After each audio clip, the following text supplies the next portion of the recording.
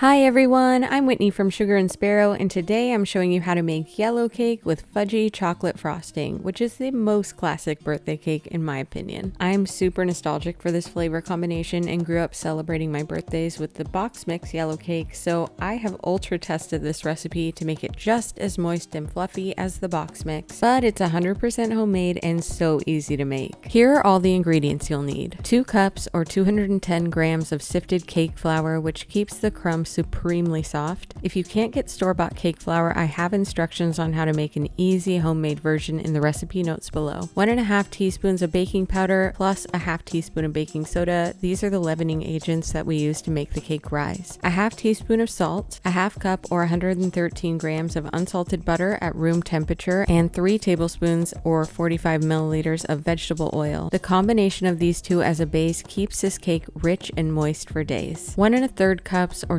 267 grams of granulated sugar to sweeten the cake and give it a soft texture. 2 large eggs and 2 large egg yolks. The yolks give this cake that signature yellow color and also add richness to the crumb while building structure. 1/3 cup or 80 grams of sour cream at room temperature for even more moisture, and this adds an unparalleled rich and tangy flavor. 2 teaspoons of pure vanilla extract to add the perfect vanilla flavor, and 3/4 cup or 180 milliliters of whole milk at room temperature, which adds just the right amount of protein and fat to bring this batter together and maintains the perfect texture. I always start this recipe by separating 2 of the eggs, so we end up with 2 whole eggs and 2 egg yolks. It's easiest to do this when the eggs are cold, and you can save the egg whites for another recipe or discard them. I have recipe ideas for the egg whites in the video caption below if you need them. Now that those 2 eggs are separated, I bring all of my dairy ingredients to room temperature by letting them sit out for an hour or so, and then I get to work sifting the cake flour. I like to sift the cake flour right into a medium bowl on my kitchen scale to measure out 210 grams. Weighing ingredients is the most accurate way to measure them, but if you'd rather use cups, you'll want to sift the cake flour into a large bowl and then spoon and level it to measure 2 cups. Next, we'll add the baking powder, baking soda, and salt and whisk that together with the cake flour and set it aside.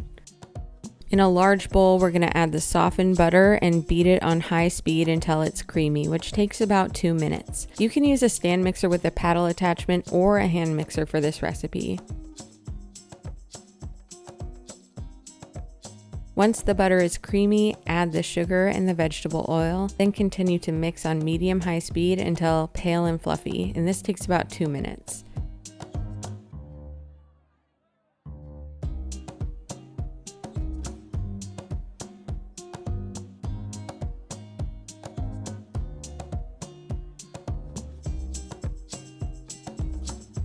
Next, add the eggs and egg yolks one at a time. I like to mix these in on low speed for about 10 to 15 seconds after each addition.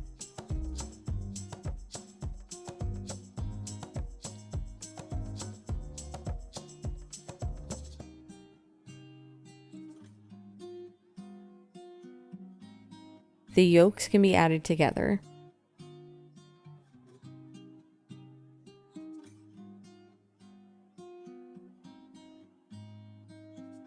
When all of the eggs are mixed in, add the sour cream and vanilla extract, then turn the mixer to high speed for 1 full minute.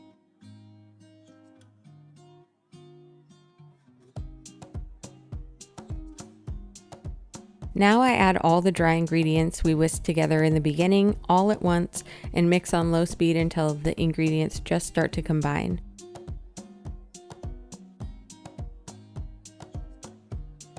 Then I add the milk in a steady stream and continue mixing until incorporated, which takes about 30 seconds.